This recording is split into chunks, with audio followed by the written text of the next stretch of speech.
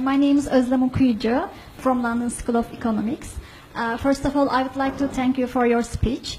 I'd like to ask a question about the crisis in Syria.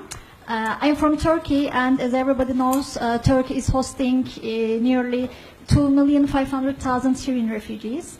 And some Turkish people are criticizing Saudi Arabia on the grounds that Saudi Arabia isn't accepting refugees and it isn't doing enough for refugees as a rich country. And as you said, there is a responsibility. You said that Saudi Arabia has a responsibility in terms of it's the center for Islam. So some Turkish people are also saying this. It's an Islamic country, so why isn't it doing enough for Syrian refugees? So I'd like to ask about this issue. I'd like you to elaborate on Saudi Arabia's refugee policy.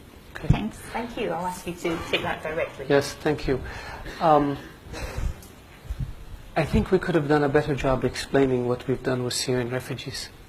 Saudi Arabia has issued more than 2.5 million visas to Syrian refugees since the crisis began. We put out a statement.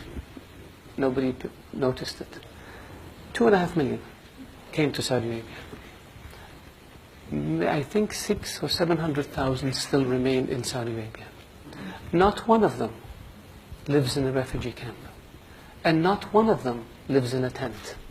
Because the custodian of the two holy mosques ordered that all Syrians who come to Saudi Arabia be provided residency permits so they can send their kids to school, so they can have access to medical care, and they can have access to social security, and they can get a job.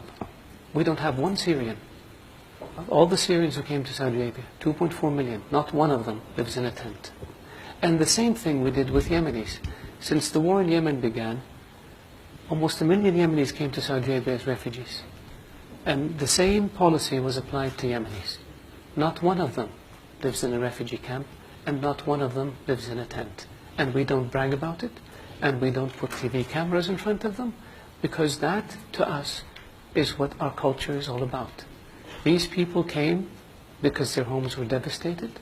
They came seeking refuge and shelter and safety in Saudi Arabia, and we provided for them in a way that is dignified, in a way that doesn't humiliate them, in a way that allows them and their children to lead as normal a life as possible given the circumstances. So I really appreciate the question, so I can educate the audience about our refugee policy. Thank you.